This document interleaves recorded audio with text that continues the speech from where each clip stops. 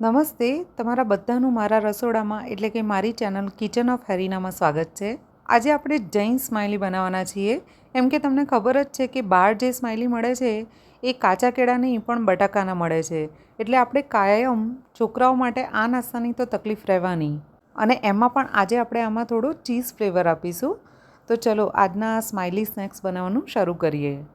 આ સ્માઇલી બનાવવા માટે 500 ગ્રામ કાચા કેળા લઈશું અને કાચા કેળા થોડા જાડા લેવાના છે. પતલા હોય એ ના લેતા કેમ કે એમાં દળ બહુ ઓછો આવશે.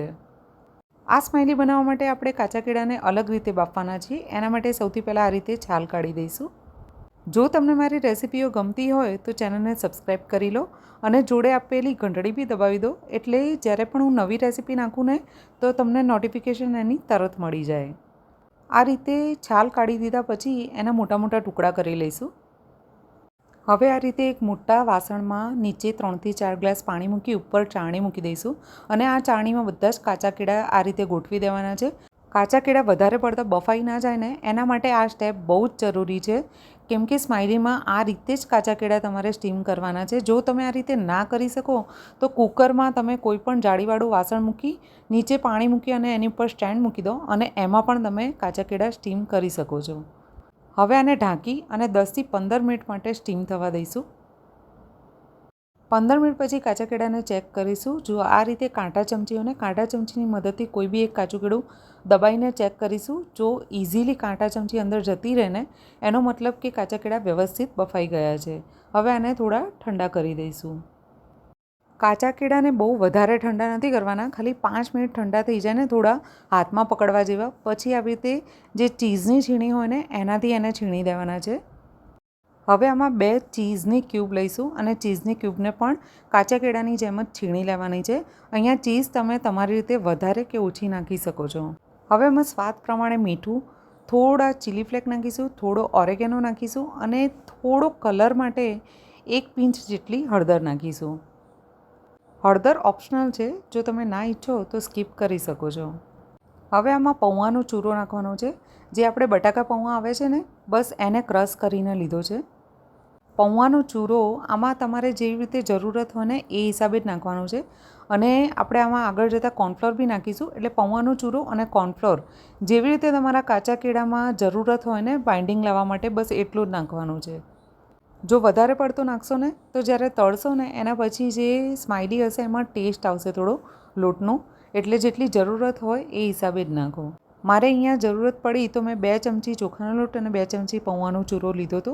અને હા, ખાસ વાત કે અહીંયા જો કોર્નફ્લોર ના હોય તમારી જોડે તો તમે આરા લોટ અથવા તો પછી ચોખાના લોટનો ઉપયોગ કરી શકો છો.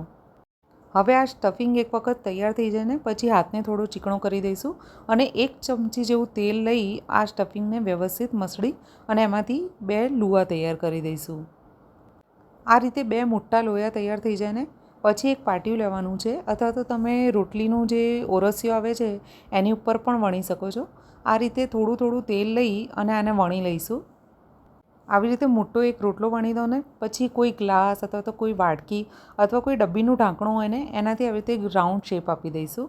એકવાર ગોળ શેપ આપી દીધા પછી આ રીતે બોલપેન કે સ્ટ્રોની મદદથી એની આંખો બનાવીશું અને ચમચી હોય એની આગળના તેલ લગાડીને આ રીતે સ્માઇલ બનાવી દઈશું. આ રીતે એક વખત બધા સ્માઇલી તૈયાર થઈ જાય ને પછી ઈચ્છો તો તમે આને ફ્રીઝમાં 3 થી 4 કલાક માટે સ્ટોર કરીને પણ રાખી શકો છો. જો આ રીતે બધા સ્માઇલી તૈયાર થઈ જાય ને હવે આપણે આને તળી લઈશું. હવે આ સ્માઇલીને તળતી વખતે ધ્યાનમાં રાખવા જેવી બાબતો કે તેલ બહુ જ વધારે ગરમ ના હોવું જોઈએ. જ્યારે તમે સ્માઇલી તેલમાં નાખો છો ત્યારે ફ્લેમને હાઈ રાખવાની છે.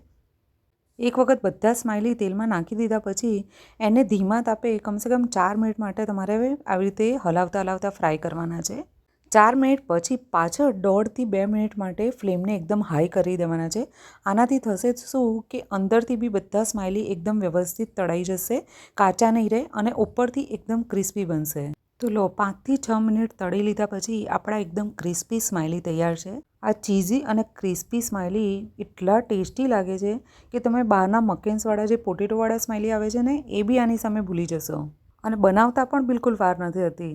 તો છોકરાઓ માટે આ સ્માઇલી ઘરે બનાવો તો મને જ કમેન્ટ બોક્સમાં જરૂર કહેજો કે તમને આ રેસિપી કેવી લાગી. જો રેસિપી ગમી હોય તો લાઇક કરીને શેર જરૂર કરજો અને ચેનલને સબસ્ક્રાઈબ હજી ના કરી હોય તો કરી લેજો.